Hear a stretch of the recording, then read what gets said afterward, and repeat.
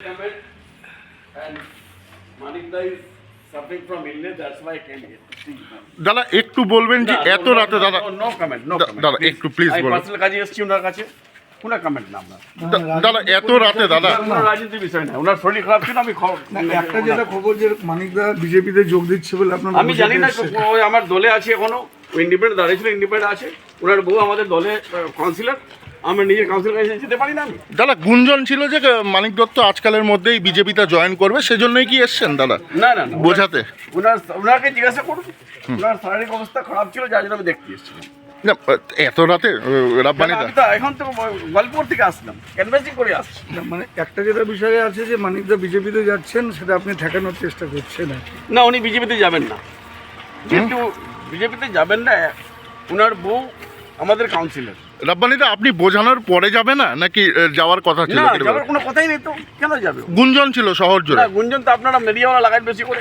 না আমাদের কাছে খবর ছিল বিজেপি অল মিডিয়াকে পারচেজ করে নিয়েছে যার জন্য বিজেপির বলছি উনাকে কি আপনারা দলে ফিরিয়ে নিচ্ছেন তাহলে?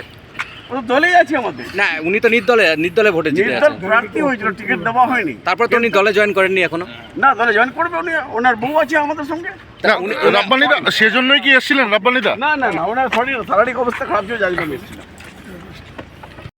কেন এসেছিল রাব্বানিদা যদি একটু বলেন একটা জিনিস আমরা যেটা পরিষ্কার জানতে পারলাম যে বিজেপিতে জয়েন করছো তুমি সেটাকে বোঝানোর জন্য আমি তো on the record of the record আমি বলেছি 4-5 দিনে 5-7 দিনের মধ্যে জানতে পারবে আমার অবস্থান। আমার বাড়িতে সমস্ত পার্টির লোকজনই আছে।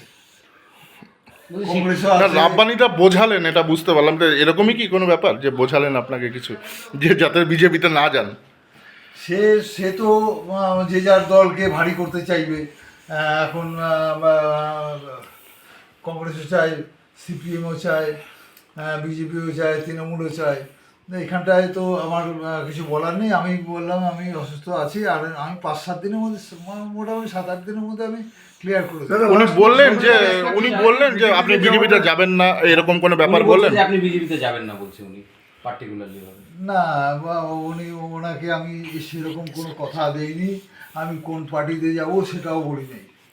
বলছি যে একটা জিনিস কিন্তু আপনি কিছুদিন আগে সংবাদ মাধ্যমে বলেছিলেন যে আপনি অন্য যেই দলেই যান না কেন আপনি তৃণমূলে যাবেন না, সেটা কতটা সত্যতা আছে আর কি, বা উনি আসার পরে কি সেই জিনিসটা কি চেঞ্জ হয়েছে? না না না ব্যাপারটা হচ্ছে আমার সাথে তোমাদের একটু ইয়েটা কম আছে বলে আমি যেটা কথা দিই না, যেটা কথা বুঝেই সেটাকে কথা রাখার চেষ্টা করি। তাহলে তৃণমূলে যাচ্ছেন না আপনি তৃণমূলে যাচ্ছেন না তাই তো না তৃণমূলে যাচ্ছি না আমি বলে দিয়েছি তো না মানে রাব্বানিদা কি বোঝালেন যে তৃণমূল বিজেপিতে যাতে না যান বললো আমি তোমাকে আসতে পারিনি, তোমার শরীর খারাপ ওই জন্য দেখা করে গেল গোয়ালপুকুর থেকে ফেরার সময়। মানে উনি কি দলে থাকার জন্য বা দলে আসার জন্য ও তো শোনো ওনার জায়গায় আমি বলতাম যা বলার বলতাম, উনিও সেই কথাই বলেছে। বলছে আপনি তো এখনো নির্দলই আছেন, তো সেক্ষেত্রে আপনি তো তৃণমূলে। আমি বেশি দিন নির্দলে নেই।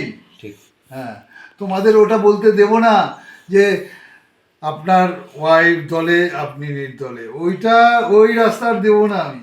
দাদা তাহলে কি বৌদি এবং মানিকদা দুজনেই কি বিজেপির সময় সব কিছু মানে যেই দলেই যান না কেন আপনার দুজন একসাথে যান? আচ্ছা তৃণমূল নয় কেন তৃণমূল যাচ্ছেন না কেন তৃণমূল নয় কেন আপনি বললেন যে তৃণমূলে যাব না সেটা নয় কেন সেটা নয় কেন হ্যাঁ যদি এটা বলেন হ্যাঁ এটা বললে পরে একটু বেশিক্ষণ তোমাদের হ্যাঁ অবশ্যই তৃণমূল নয় কেন 98 সালে তৃণমূলের জন্ম, 98 সালে তৃণমূলের জন্ম, 99 সালে ইসলামপুরে, শুধু ইসলামপুরে না, শুধু উত্তর দিনাজপুরে না, পুরো নর্থ বেঙ্গলের মধ্যে প্রথম তৃণমূলের ফুল ফুটিয়েছি ইসলামপুর পৌরসভার তৎকালীন 8 নম্বর ওয়ার্ডে। এই ওয়ার্ডটা তখন 8 নম্বর ওয়ার্ড। তখন কেউ সিম্বল চেনে না, সিম্বল হাতে ধরে শেখানো হচ্ছে, দেখানো হয়েছে। তাই আজ ওই দলটার কাছ থেকে এবার ভগবানের আশীর্বাদে আমার পিঠে পশ্চাৎ দেশে কম আঘাত পড়েনি। মানে সবগুলো দুঃখ কি একবারে ভুলে যাওয়া যায়? যদি আপনি তৃণমূল ছাড়েন তাহলে মূলত কার দোষে ছাড়ছেন? কি? যদি তৃণমূলটা যদি ছেড়ে দেন বা ছেড়ে আর কারো দোষে না, আমার কারোর প্রতি রাগ অভিমান নাই। আমার নিজের প্রতি অভিমান যে আমি ওই দলটা করছিলাম কেন, ওই দলটা ছেড়ে দেবো। দাদা শেষ প্রশ্ন, তাহলে বিজেপিতেই ফাইনাল কিসের যাওয়াটা? বিজেপিতেই না, যাচ্ছেন? না, আমি এখন কোথাও বলেছি কি? কিন্তু ইয়েতে যাচ্ছ না এটা শিওর, তৃণমূলে। মানে কোনো দলে তো যাচ্ছেন মানিকদা? আমি অবশ্যই কোনো দলে যাচ্ছি, কিন্তু তৃণমূল বাদে। তৃণমূল বাদে। মানে অভিজিৎ গঙ্গোপাধ্যায়ের মতো ব্যাপারটা হলো যে উনি প্রথমে সাসপেন্স রেখেছিলেন বিষয়টা যে কোন দলে যাচ্ছেন। ওরে বাবা, ও হলো নমস্য ব্যক্তি, ওনাদের কথা বলো না আমাকে, ওরা নমস্য ব্যক্তি। কারণ আমরা খুব ছোট জায়গার, আমরা নেতাও না, নিজেকে কর্মী মনে করি, আর কর্মী মনে করেই একদিন কাজ করতাম। সেই কাজের মূল্য অনেকে অনেকভাবে পিঠে গায়ে গতরে দিয়ে দিয়েছে, সেইগুলা নিয়েই আনন্দে আছি। তৃণমূল নয় কেন, আরো একবার যদি বলেন, মানে কেন? মানে আপনি তো বললেন তৃণমূল আঘাত দিয়েছে, কিভাবে আঘাত দিয়েছে মানিকদা যদি একটু বলেন। আরে তৃণমূল কীভাবে আঘাত দিয়ে গায়ে গতরে দিয়ে দিয়েছে, তোমার গায়ের মধ্যে এখনো চিহ্ন আছে, যার জন্য আমাকে মানে এখানে যে আমাকে আঘাতটা করেছিল না, আজকে সেই আঘাতটার জন্য আমার